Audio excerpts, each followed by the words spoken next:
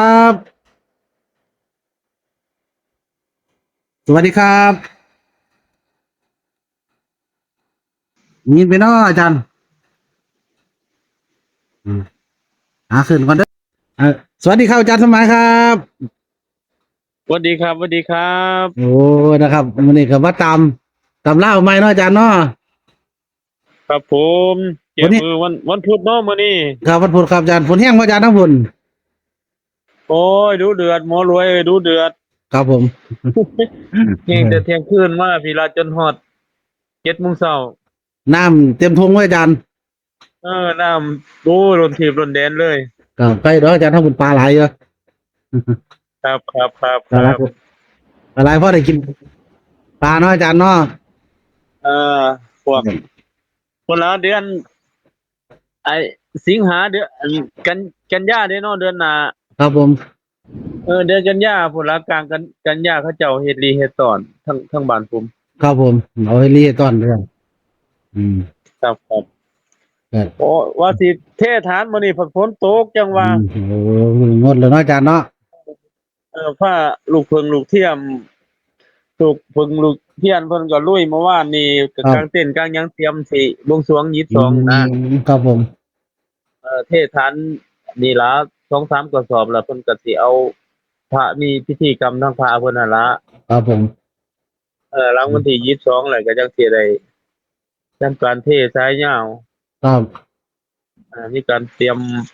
เบิดนั่นล่ะครับอืเตรียมมสีเตรียมหยังFC มาซอยกับพวกผมก็เตรียมในพาใหญ่หลายๆอย่างนี่ล่ะครับ ครับผมขอบคุณคือส่งรูปให้หมอรวยเบิ่งหั่นล่ะ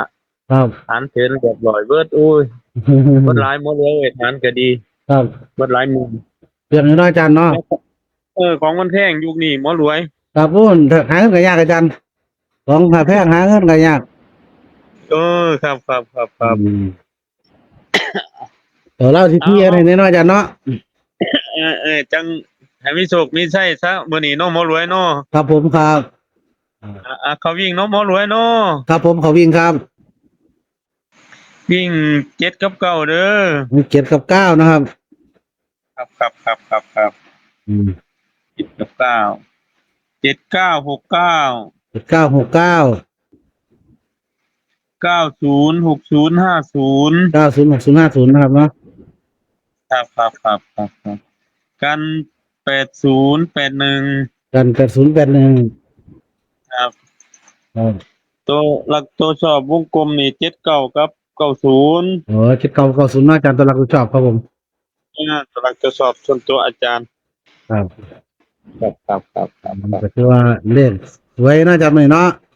วิ่ง7 กับ 9นะครับอาจารย์ไหนมา79 69 90 60 50นะครับส่วนตัวกัน80 81ถูกต้องนะอาจารย์ต้อ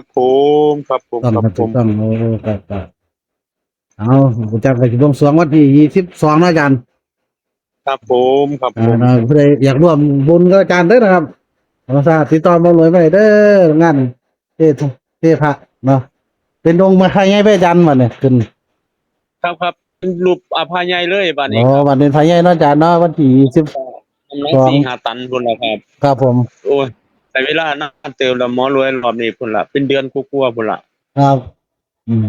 มันแกะสลักผ้ามันอุ้ยผ้าใหญ่มันต้องใช้เวลาเพิ่นว่าครับผม ใส่มือใจเย็นๆกับนายช่างเพิ่นแม่นฮะคอยรวมบุญไปน้ำกันเลยเนาะอาจารย์เนาะขอเขาครับตัวเน้นตัวลงทุนนี่เด้อเอฟซีก็จะได้ลงทุนน้ำอาจารย์แล้วเนี่ยนะครับตัวงามน้ำเขาตัวเน้นพอดีได้ออาจารย์ก็ได้เนาะอาจารย์ครับเริ่มแล้วละเริ่มวันนี้มันพุธเนาะมันพุธพฤหัสศุกร์นี่3 วันนี่ละครับระวังดีนะอาจารย์นะระวังดีๆตัววิ่งมันสิกอดข้อกันมาแบบวันจันทร์วันศุกร์พันมาเนาะหมอรวยครับผมนี่ให้ที่ระวังโหลดเลขอาจารย์นี่เผลอบ่ได้